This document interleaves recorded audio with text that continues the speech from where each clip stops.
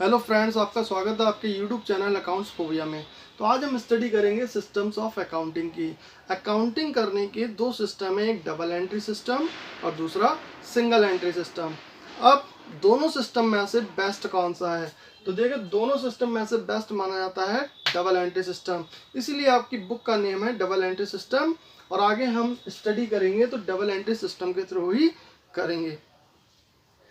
Double entry system इसलिए best माना जाता है क्योंकि इसमें हर ट्रांजैक्शन के दो एक्सपेक्ट रिकॉर्ड होते हैं, एक डेबिट और दूसरा क्रेडिट। ठीक है। सिंगल एंट्री सिस्टम, इसमें हर ट्रांजैक्शन के दो एक्सपेक्ट रिकॉर्ड नहीं होते हैं। किसी ट्रांजैक्शन के दो एक्सपेक्ट रिकॉर्ड होते हैं और किसी ट्रांजैक्शन के ओनली वन एक्सपेक्ट ही रिकॉर्ड होता है। तो इसलिए इसको इनकम्प्लीट सिस्टम भी कहते हैं। दूसरा नेम है इसका इनकम्प्लीट सिस्टम। तो दोनों के बारे में स्टडी करते हैं। देखिए, सबसे पहले डबल एंट्री सिस्टम के बारे में। It is a complete system as both the aspect of a transaction are recorded in the books of account.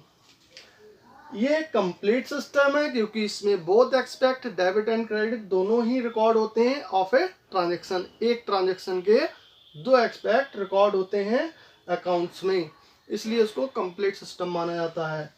आगे है, this system is accurate and more reliable. इस सिस्टम को सबसे ज्यादा एक्यूरेट, सही माना जाता है और रिलायबल, लोग इस पर विश्वास करते हैं। क्यों? As the possibility of fraud and misappropriations are minimised.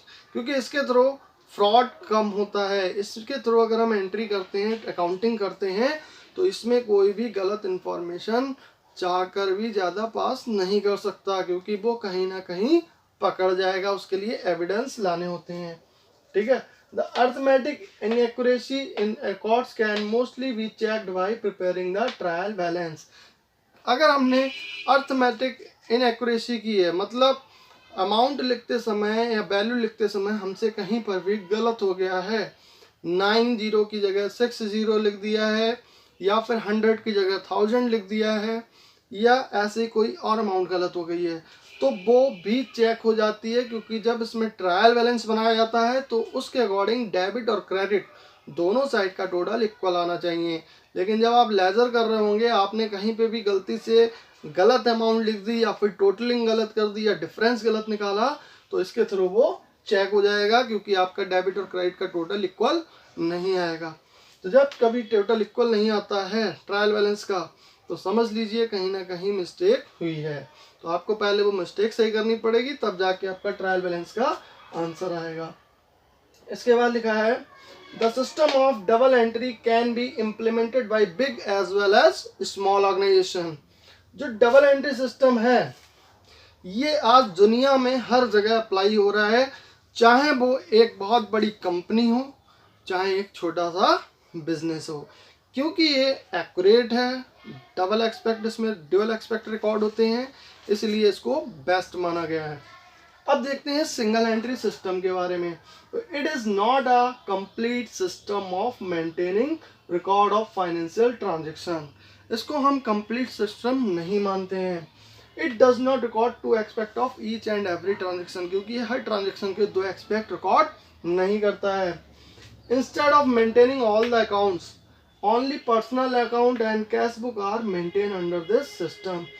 सारे अकाउंट्स मेंटेन करने की जगह पर हम केवल पर्सनल अकाउंट, इस सिस्टम में सारे अकाउंट्स प्रिपेयर करने की जगह पर केवल पर्सनल अकाउंट, यानी जो पर्सन से रिलेटेड है, और कैश बुक ही प्रिपेयर की जाती है।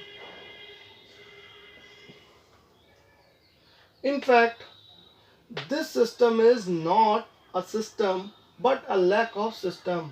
जब इस तरीके से हमें कह सकते हैं यह एक सिस्टम नहीं है, बल्कि सिस्टम की एक बहुत बड़ी कमी है।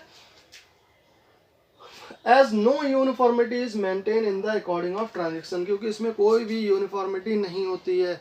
हमने ट्रांजेक्शन अलग तरीके से, अपने तरीके से रिकॉर्ड किए, आपने किसी और तरीके से रिकॉर्ड किए, किसी और ने किसी और रिकॉर्ड किए, तो हम दूसरे के अकाउंट्स को नहीं समझ सकते हैं। जिसने प्रिपेयर किए हैं बस उसी को ही समझ में आएगा। जबकि डबल एंट्री सिस्टम में कोई भी किसी के भी अकाउंट्स को समझ सकता है। For some transaction only one aspect is recorded.